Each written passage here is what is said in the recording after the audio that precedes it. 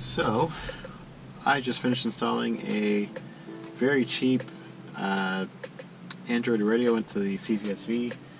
Very skeptical of trying this out, but for the most part I actually do like the unit.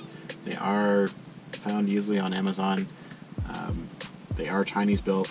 Not too much details on them. There are a lot of differences, but wanted to see how this worked. I hated the factory stereo in here, so I needed something with auxiliary inputs and Bluetooth audio as well for hands-free calling. So I want to try this out. So for the most part, just like any other stereo install, get your kit harness and slap her in there. This does not have DVD. Don't need one, or CD at that point. So everything's either by Android app or phone. It does have built-in GPS and Wi-Fi, which is cool. But for the most part, radio is there, works pretty well. Everything is touch, so just getting used to the unit myself. Everything can be done like your normal AM and FM radio. Now you can switch between apps that are currently running. So if I'm listening to AM and FM right now, I can literally go to my menu, set another source of music, like my USB stick, go from there, play music. It'll show background pictures as well. It does have an SD card slot, so you can load movies up as well, and away you go. You do also have Bluetooth audio as well, and hands-free calling. So all your contacts will be there, no problem. Set up multiple phones, Bluetooth devices. I also have on here the Torque app. Since I do not have the factory stereo anymore in here, I don't have the DIC display, so I use this to clear codes, hook up to the vehicle, show different displays, horsepower, torque, cooling temperature, air intake temperature, voltage, etc. when the car is running, which is kind of cool. You can change your background pictures as well. Check fault codes, clear the fault codes. So very much everything that I do is on my Android phone can be done right from here as well. Now this is running an older version of Android, so it's 4.4. There are other models that have 6.0, which works a lot better. I may try those out in the future, but I wanted to see if this was worth doing in the first place. So far, I don't seem to have really any complaints about it, other than your typical cheap screen and the sunlight washes out. So depending on the car, if it is bothersome for you, you might want to invest in a higher quality unit. The cheaper one wasn't really meant for that, so I expected that from the beginning, but at night fully works well. Touchscreen feels legit, very responsive. Now another cool thing that I do like, even though this does not technically have Android Auto, this does have Easy Connected app, so it allows me to plug in. Now on the back of this particular unit, it's an Auto unit. It has two different connections for USB. One is high speed and one is definitely not. So you really have to be leery of which one you're going to use. It says very clearly in the instructions, if you do plug it into the wrong spot, potential problem with the unit. So that is something I do not want to do. Now with the Connected Auto, it allows you to mirror image directly from the phone. So this I do like. You can customize things as well. So now you'll see I have my phone, and I can literally either control things from here and use the phone that way.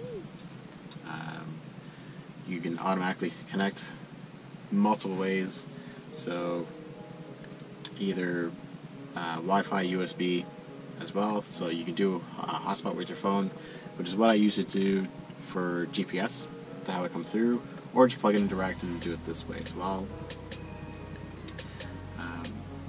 use your apps like normal. Now if you exit,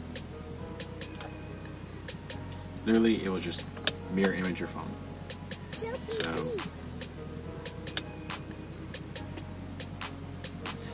allows you to just control the phone right from here, no problem. So I do kind of like that as well. So it is not too bad. It is kind of small.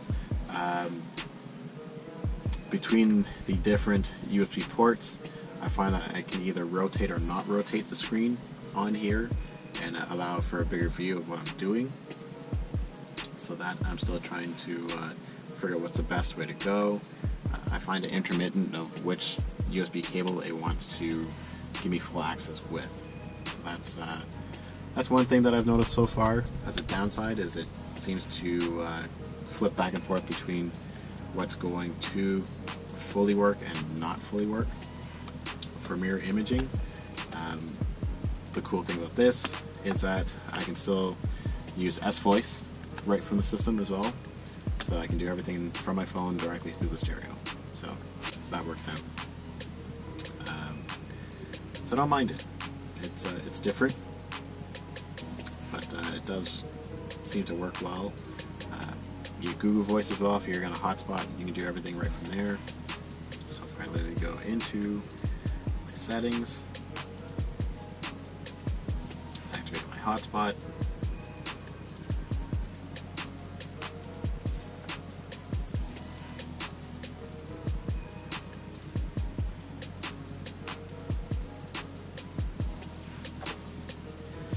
You'll then get all the apps to function right from your phone as well.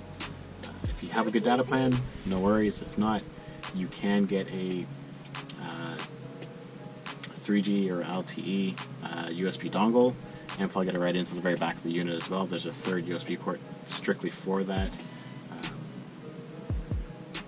and it will allow you to use your apps at full tilt. So if you wanted to go into YouTube or anything that you use on your phone, you can do it right from here. So I don't seem to mind that. It does work fairly well. So it's not a bad unit at all. If you're looking for something and you're kind of skeptical, I was too. I would say try your hand at it. It's not bad. I've only had it now for a couple of days. Still figuring some stuff out. But I don't mind it at all. A lot of things you can do and customize with it. Settings wise, it gives you quite a few options in terms of connectivity. So you can save all your Android accounts on here, emails, etc. That's not a problem. The only downside really is if you just want to go through data. So that's the only real issue. I have a good data plan, so I'm not really overly concerned. But I do like it for its functionality.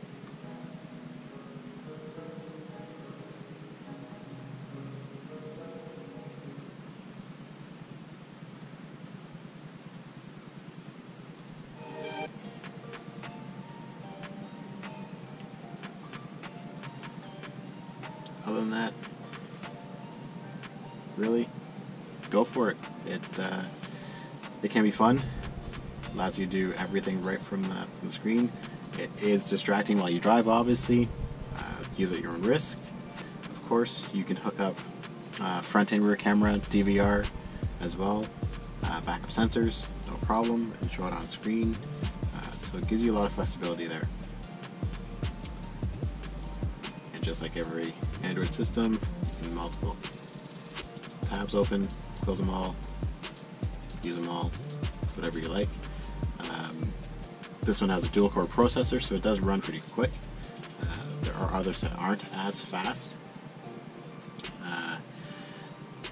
but in today's world, everything seems pretty quick for an Android-based unit, so it's not too bad.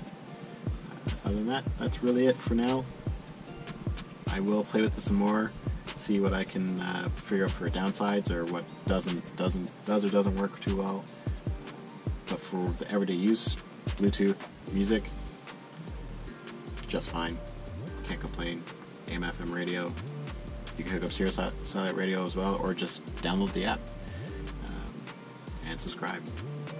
So that's it for now. Check it out. Otato is the one I got. It's the latest version that they have. I had to do updates right away when I got it, and that took maybe all of 10 minutes to do a software update, and then just reconfigure all my settings, and away you go. Now, in terms of quick starts, that's always been a question I've gotten so far. It starts up in about 2 seconds. So, literally, from key on to key off, turn off, turn back on, and it's up and going back where you had it last. So it is very quick, just like any other radio. The boot times are not long at all. If you ever felt like it was laggy or just not performing well, you can swipe down and press and hold to restart and reboot the entire system, which also does not take long as well. So if you were to press and hold, system reboot, hit OK, it'll shut down, and restart.